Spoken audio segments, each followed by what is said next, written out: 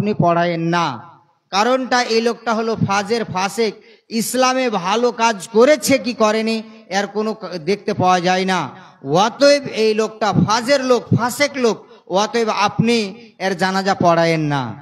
আল্লাহ পাকের নবী, দয়ার নবী, নবী মুহাম্মদ রাসূলুল্লাহ পড়ুন সাল্লাল্লাহু আলাইহি ওয়াসাল্লাম বললেন, এ আমার সাহাবীরা, তোমরা এতগুলো মানুষ যে মজলিসে উপস্থিত আছো, তো তোমরা বলো তো যে এই লোকটাকে কোনোদিন কি ইসলামের ভালো কাজ করতে দেখেছো?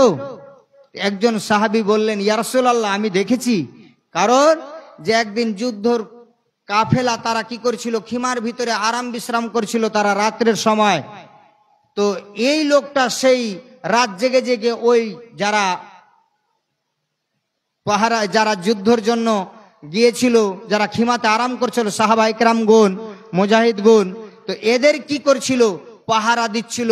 এই লোকটা জেগে জেগে তাদের পাহারাদারি করেছিল। যখন দেখলো ইসলামের করেছে, বিশ্বনবী জানাজা পড়িয়ে দিলেন। তো বন্ধু আমার, একটা ভালো কাজ আপনি ভালো কাজ করতে পারেননি, আজকে অন্তত পক্ষে যে জুমা মসজিদ আপনি যদি 10টা টাকা দান না করতে পারেন, আপনি অভাবী মানুষ, দান না করতে পারেন, অন্তত পক্ষে যদি আপনি এই জায়গাতে 1 ঘন্টা 2টা ঘন্টা যদি সময় দেন, এটা কাল কিয়ামতের দিন আপনার কি হয়ে যাবে, একটা সাক্ষী হয়ে যাবে। হতে পারে আল্লাহ রাব্বুল আলামিনের কাছে বড় আমল করে নিয়ে যে আপনি জান্নাতি হয়ে যাবেন সেটা কথা নয়। কি করেছিল, একটি কুকুরকে পার করেছে, তো কেউ বলতে পারে না এত ব্যভিচার করেছে।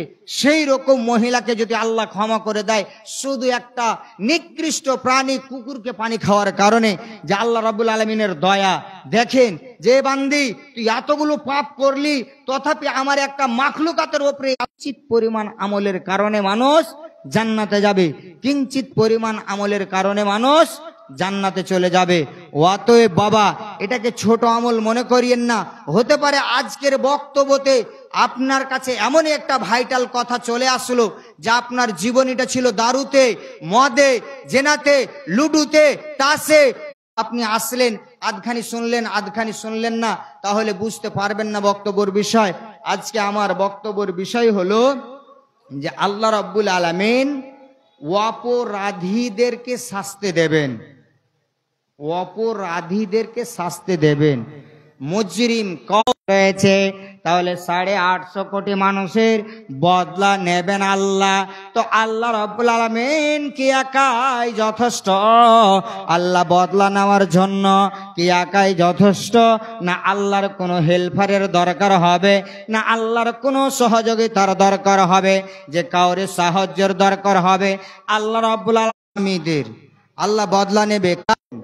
মাইক কিন্তু খুব একটা জসালা হলো না দাদা, গলা টানছে, বেশিক্ষণ চালা যাবে না এই মাইকে, বুঝতে পারলেন? তো যাই হোক, কথাটা হলো যে এবার আসামি কারা, কাদের বদলা আল্লাহ রাব্বুল আলামিন? আল্লাহ। কিন্তু ইবলিস তুই বল, মা মানাকা, আমি যখন হুকুম করলাম যে একটা আদমকে সিজদা করে দে, তো কারণটা কি রে ইবলিস?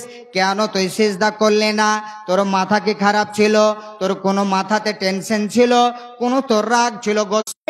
নয় মেসরে ইরাকের নয়, নয় ভারতে, সারা পৃথিবীর মাটিতে আল্লাহ তোর অঞ্চলে যেতে হবে শূন্য হাতে, মাবুদ তোর দরবারে।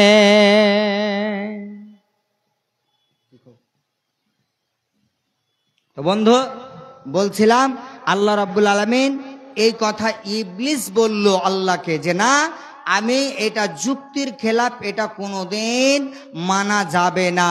কারণ আগুনের বৈশিষ্ট্য হলো, আগুনের স্বভাব হলো কে, যে আগুনকে যদি কি করা হয় ওপর থেকে, মানে মাটির স্বভাব হলো কে, যদি নিচা থেকে ওপর থেকে যদি ছেড়ে দেওয়া হয়, তাহলে নিচা দিকে মাটি পড়ে যাবে এবং না যাবে না।